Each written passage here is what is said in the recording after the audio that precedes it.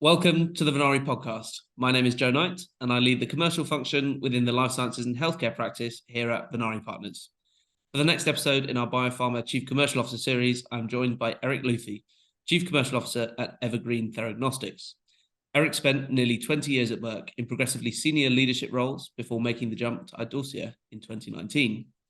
In February 2023, he was appointed Chief Commercial Officer at Evergreen. In the podcast today, we're taking your first CCO role, learning a new industry, and building commercial teams from scratch. Hi, Eric. Welcome to the Venari Podcast. Hi, Joe. Thanks for inviting me. I appreciate it.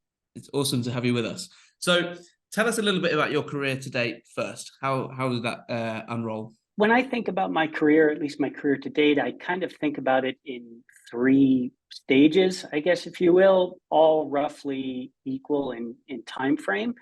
The first, I would call learning the basics.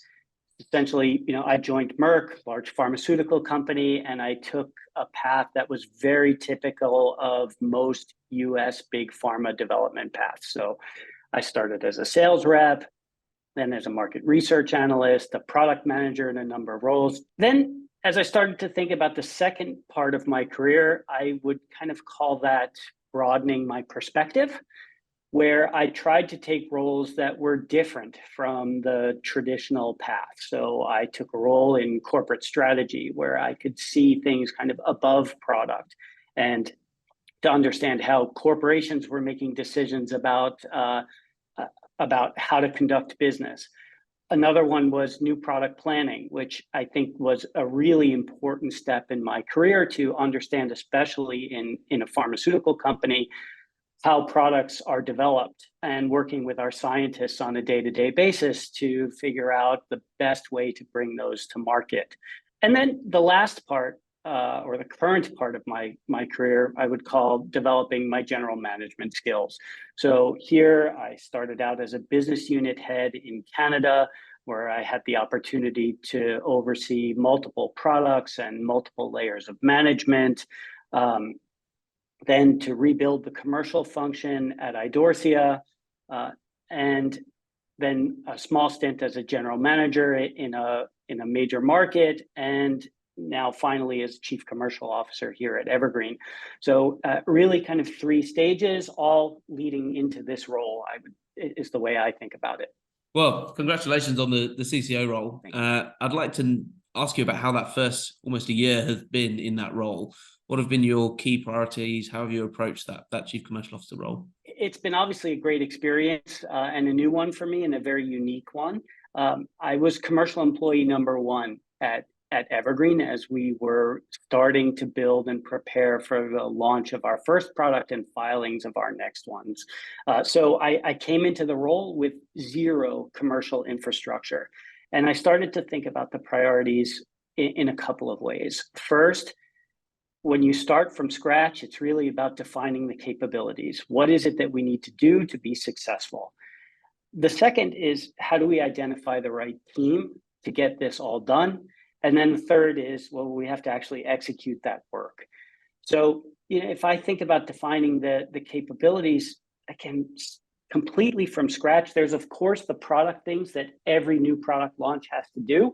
How do we approach the market? What's our right positioning? All these things, that's basic blocking and tackling. But the unique part, at least for me, was thinking about things like, how is this going to function when a medical information request comes in? How are we going to set up a CRM system that works for everyone? How are we going to make sure we do state pricing reporting appropriately? There was no process or procedure to do that. If you come from a company that has already started, those things are in place. They just happen. Here, you have to make them happen. The second part of identifying the team, this really, for me, is a balancing act. We have to bring in people who have functional expertise because there's nobody to teach them about it. They've got to be the functional experts. They've got to have the right team spirit. There's lots of things here that are ambiguous. No one is doing just what's in their job description. And the third is, how do we make sure that the people that we bring in have a growth environment to step into? It's not like a large company where there's many brand teams where people can take their next step by shifting into another area that's well established. We have to allow people here to grow within their role and also to grow as the company grows. I'd like to dig in a little bit deeper into that team building aspect. Tell us how you go about building teams. What aspects do you think about most when you're hiring and building that team? Most is a difficult question because there's a lot of things that have to happen simultaneously. But to me, it may boil down to two key things. The first I kind of alluded to before. Building a team is really about a puzzle. You have to not just kind of fit the job role, right? There's a job description. You could write a job description, and then you could go out and find a person who ticks every box in that job description. That's actually kind of easy. The harder part, I think, is thinking about how do I get someone with that skill set, but also fits the needs of the team, brings a diversity of thinking into the mix of the team, and wants to be part of the group that you're forming. And those things are harder to judge, especially in a 1 hour interview or the couple of times you meet them before you decide to hire them. And so it's easy to tell if they have the skill. It's a lot harder to tell if they've got all the rest of that and are going to fit with the team. The second I also alluded to, which is what's in it for the candidate. I never really want to bring someone into a role who has done the exact role before. It kind of worries me when someone applies for a job and says, hey, I'm a perfect fit for this job. I've done it, and I've done it for 10 years. I want someone who checks 80% of the boxes and is going to stretch into the last 20%, because if they've got it all, why are they applying for the job? Are they going to be bored in 3 months because they've been doing it forever? Are they set in their ways? They've done it this way for the last 20 years, so therefore that's the way to do it. But the world moves on. So it's important, I think, that someone comes in and says, I've got most of the skill set, but this is what I want to learn. And they're aware of that 20%. So, not only can you be missing a part, but you've got to know that you're missing it and know how you're going to fill that gap.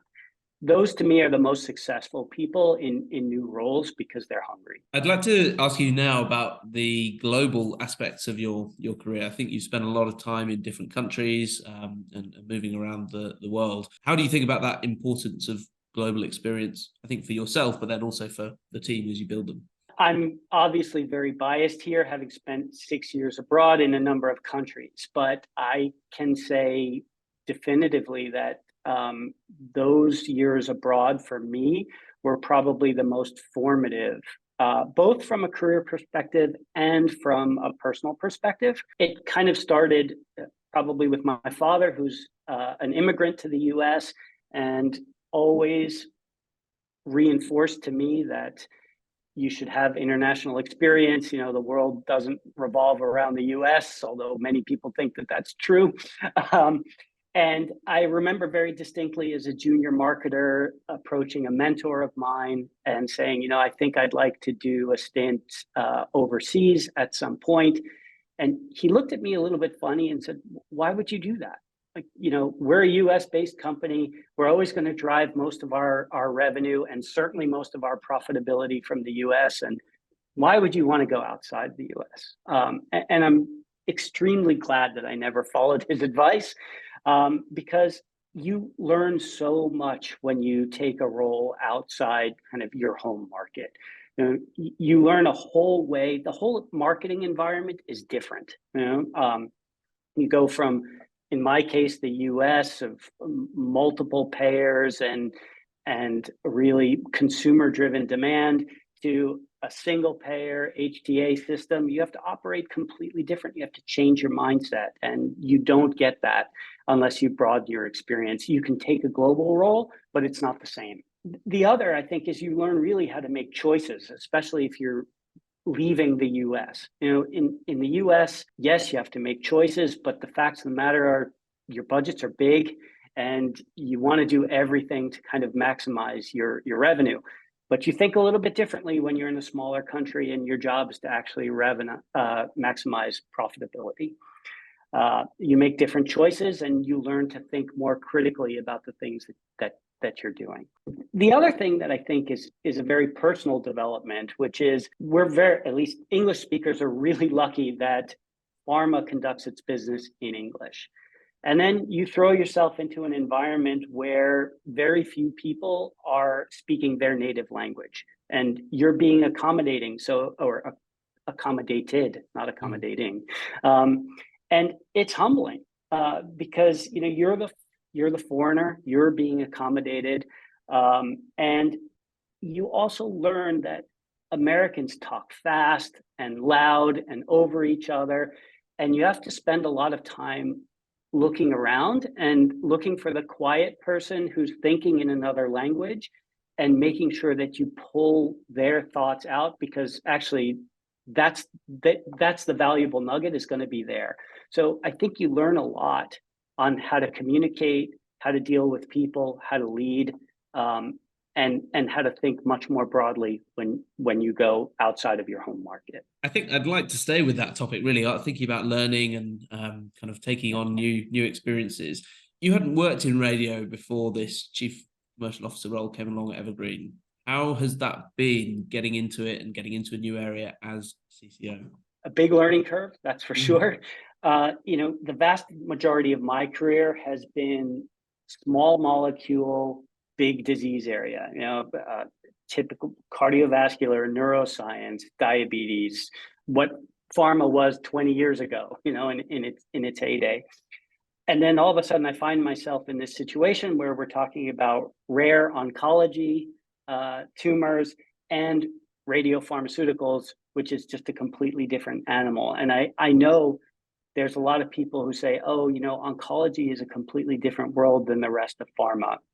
To a certain extent, that's true. And now that I've been in it for a year, I don't think that that's the big step, at least comparing to radiopharmaceuticals. Here, the world is so completely different from what most of us have grown up in, where you have to think really hard about supply chain and distribution, because your product is literally a melting piece of ice that has to be manufactured, distributed, and injected into the patient within a very specific time frame. And so that makes you think completely differently about what your priorities are and how you go about your business and who's important. It's not just the referring physician that's important here. You have to think about the pharmacy that's producing this, the nuclear med tech who's going to shepherd this through, even the driver who's taking it from the pharmacy to the hospital. These things become critically important to your business, and you have to accommodate all of it. So it's been a huge learning curve for me, but an incredibly interesting one. And getting back to your point of before, to have the curiosity to learn new things, to me, that's just what's interesting about continuing to grow your career. Final question. I'd like to ask you to think about any advice that you might have for execs who are at a level where they're starting to think about maybe looking at a chief commercial officer job or getting ready for that C-suite position. Is there anything that you'd share from your own career or your own track record that you think is particularly valuable for those people? I think what's important is to think about what are the skills that are going to make me both differentiated and successful in the job that I ultimately want to have, whether that's CCO or CEO or something different. What's the skill set? And then whatever job develops one or more of those skill sets, that's the next job that you should take. It doesn't have to be in a particular order. It doesn't have to be in a particular place. But kind of knowing the goal, but being very flexible about how you get there, I think is great. If someone had told me a year ago, or a year and a half ago, maybe, hey, you're going to end up back in the US working for a radiopharmaceutical company that's a startup in this position, it wasn't even on my radar. But here it is, and I couldn't be happier about it. It's one of the best decisions I think I've made. Excellent. Very well put. Thank you, Eric. Well, look, it's been great having you on the Venari podcast. Thanks again. And look forward to chatting again soon. Yeah, thanks a lot, Joe. I really appreciate you asking me to be on, and it's been super fun. Thanks.